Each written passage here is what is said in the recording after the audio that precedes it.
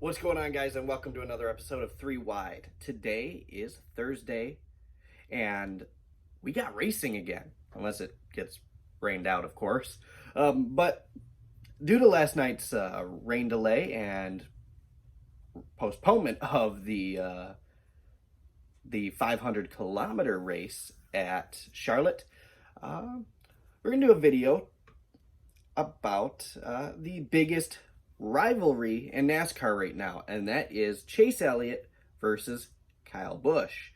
Now, personally, I don't think it's really a rivalry. I think it's just a little headbutting, mostly on Chase's part. I don't think Kyle wants or really cares to have a rivalry with Chase Elliott. To all my Chase Elliott fans out there, he has shown some great talent, but he's not Kyle Busch.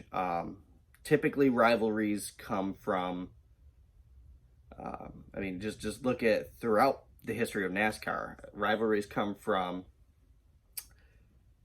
great up-and-comers who are out there winning race after race after race after race, and doing it against drivers who have been winning race after race after race for a long time.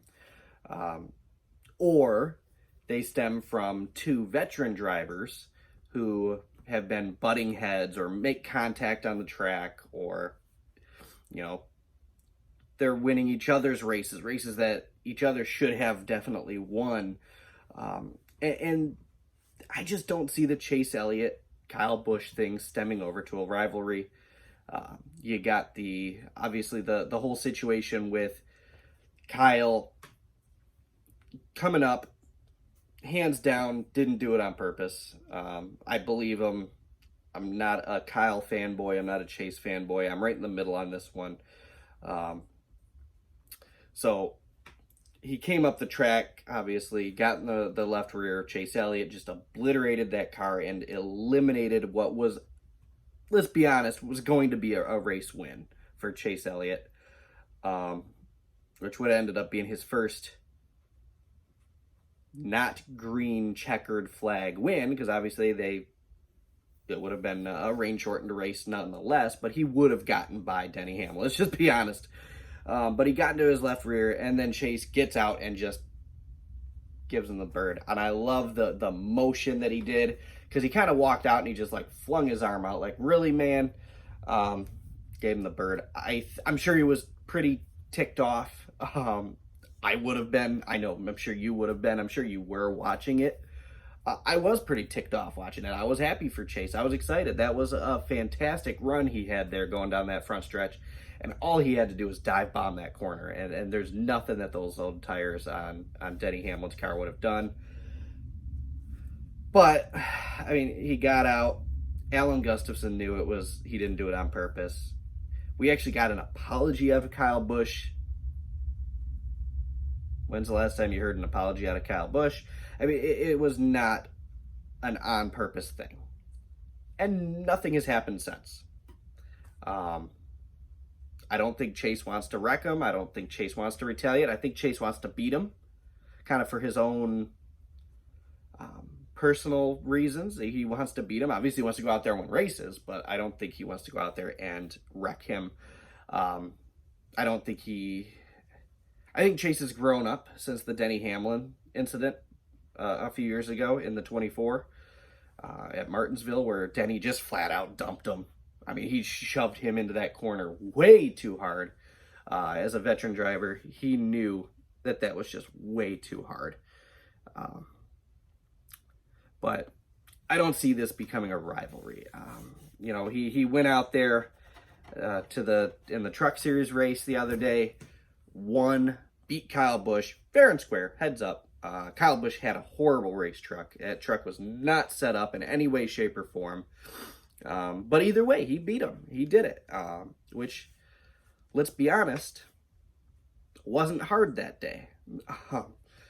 Kyle Busch, he was a tough drive. He was a tough run. He just had a tough run himself.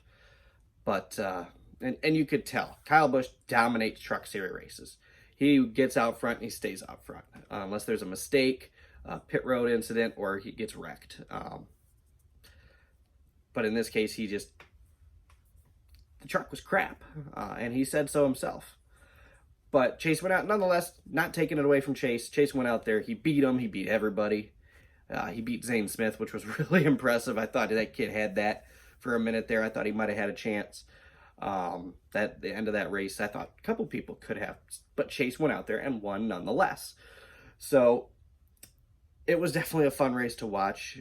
He's got two more bounty races, two more races he kind of signed up for this year, and we'll see if he can do it again against a full-fledged Kyle Busch Motorsports truck. Hopefully they get some practice in, and you can see who wins heads up, who sets up their truck the best, who sets up their strategy the best, who tunes their truck throughout the race the best, and obviously who races the best.